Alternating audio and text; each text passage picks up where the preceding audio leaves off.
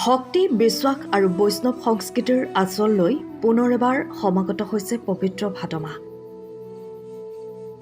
এই মাহটোত অসমৰ বিভিন্ন নামঘৰ সত্ৰসমূহত অনুষ্ঠিত হয় মাহজোৰা নাম, ভাগৱত পাঠ, কীৰ্তন, ভাওনা, গায়ন বায়ন আদিৰে পৰা নানান ধৰ্মীয় কাৰ্যসূচী।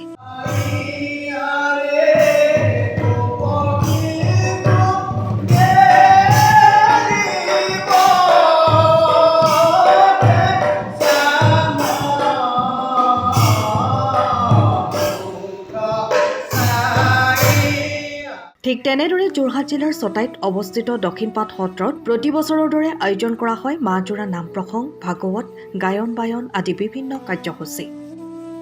আগন্তুক 17 আগষ্ট 1 ভাদৰ পৰা শুভাৰম্ভ হ'ব মাহজোৰা নাম প্ৰসংগ আৰু 1 আহিনলৈ চলিব বিভিন্ন ধৰ্মীয় পৰম্পৰাৰে বিভিন্ন কাৰ্যসূচী। এই ধাৰাবাহিকতা বজাই ৰাখি অসমৰ যিকোনো অসূয়া অশান্তি আছে ধৰ্মীয় মাধ্যমেৰে দূৰ হোৱাৰ কামনাৰে অখণ্ড পালনাম অনুষ্ঠান 17 ছেপ্টেম্বৰলৈকে অব্যাহত থাকিব। মাহজোৰা নামৰ অনুষ্ঠানত ৰাজ্যৰ বিভিন্ন অঞ্চলৰ পৰা আগমন ঘটে ভক্তপ্ৰাণ বৈষ্ণৱসকলৰ। এই ভাদ মাহত শংকৰদেৱ আৰু মহাপুৰুষ মাধৱদেৱ গুৰু দুজনাৰ আদৰ্শ শিৰত লৈ চলি থাকিব ধৰ্মীয় পৰম্পৰা। ইতিমধ্যে ৰাইজৰ সেৱাৰ বাবে সত্ৰৰ সত্ৰাধিকাৰ ননীগোপাল দেৱগোস্বামীয়ে ভাদমহীয়া নামৰ যোগেদি অসমৰ প্ৰতিজন ৰাইজৰ কুশল মনোবাঞ্ছা কামনা কৰাৰ লগতে এই অনুষ্ঠান কেৱল ধৰ্মীয় বিশ্বাসৰ পৰিসৰতে সীমাবদ্ধ নহয়, ই হৈছে গাঁও সমাজৰ ঐক্য, অসমীয়া পৰস্পৰ সহযোগিতা আৰু বৈষ্ণৱ আধ্যাত্মিকতাৰ এক সুন্দৰ নিদৰ্শন বুলি জানিবলৈ দিয়ে। অসমৰ নৱবৈষ্ণৱ ধৰ্ম পৰম্পৰাত ভাদ মাহৰ এটা বিশেষত্ব আছে। যিহেতু যিজন অজ জন্মৰহিত সেইজনেই নৰতনু ধাৰণ কৰি ভাদ্ৰ মাহৰ কৃষ্ণাষ্টমীত জন্মগ্ৰহণ কৰিছিল। তাতে নৱবৈষ্ণৱ ধৰ্মৰ ধাৰক বাহক মহাপুৰুষ দুজনৰো তিথি এই ভাদ মাহতেই পৰে। সেয়েহে গোটেই অসমত নামঘৰ সত্ৰ আদি সকলোতে নাম কীৰ্তনৰ দ্বাৰাই নৱবৈষ্ণৱ ধৰ্মক জাগৃত কৰি ৰাখে বুলি ক'লেও অত্যুক্তি কৰা নহয়। দক্ষিণপাট মূল সত্ৰ মাজুলীত তাত ভাদ মাহৰ বিশেষ কাৰ্যসূচী নহয়, ৰাতি খালি বিশেষ হিচাপে নাম ধাৰণ কৰা হয়। দক্ষিণপাট চটাই নতুন সত্ৰত সত্ৰাধিকাৰ থকাৰ পৰাই ভাদমহীয়া নাম সাধাৰণ হিচাপে চলি আছিল।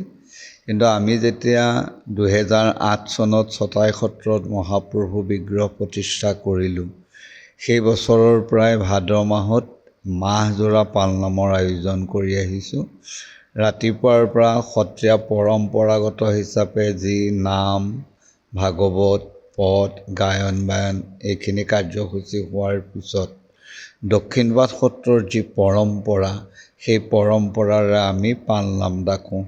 আৰু বহাগৰ শ্ৰীবিষ্ণু ভাদ মাহৰ 1 তাৰিখে আমি নাম ডাকোঁ আৰু আহিনৰ 1 তাৰিখৰ দিনাখনলৈকে সামৰোঁ।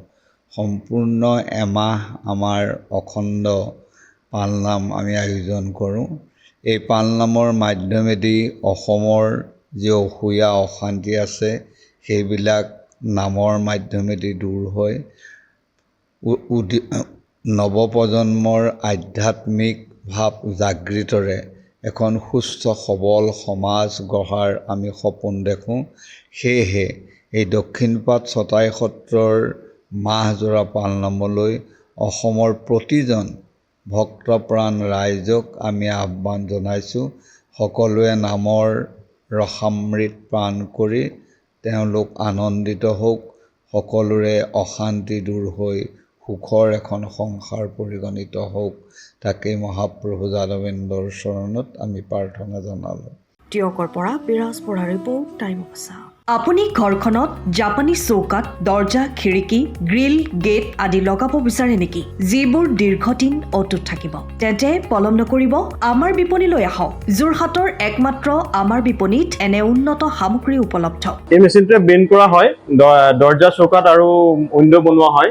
বাকী আমাৰ গেনলাইজত হয় এইবিলাক। আমাৰ ঠিকনা শ্ৰীৰাম এলুমিনিয়াম চেণ্টাৰ, DCB তিনিআলি, তৰাজান, যোৰহাট 785006। যোগাযোগৰ নম্বৰ 8638967754 অথবা 9401552548। পাল্লা বনোৱা আছে, গেলভেনাইজৰ হয়। এইটো প্ৰেছ ষ্টিল বুলি কয়। গেলভেনাইজৰ উইণ্ডো হয়। ইয়াত ষ্টিলৰ এইবিলাক গ্ৰিল দিয়া আছে, এক্সট্ৰাকে গ্ৰিল প্ৰয়োজন নাই, গ্ৰিল চব লাগি গৈছে। আৰু এইফালে মস্কিটো নেটো দিব পাৰে, এইটো মস্কিটো নেট, এইফালে বেক চাইডে মস্কিটো নেটৰ পাল্লা আছে। পকাত নি পিনে ঘৰটো আৰম্ভ কৰোঁতে লৈ যাবলগীয়া হয়, তেতিয়া পকাত দি দিলে মানে ইয়াত ঢেলাই সোমাই যাব, মছলা সোমাই যাব, বালি মছলাটো ভৰাই দিলে মানে মজবুত হৈ যাব ইয়াৰ। সময়ৰ খবৰ সময়ত পাবলৈ ফ'ল' কৰক টাইম অফ আছাম।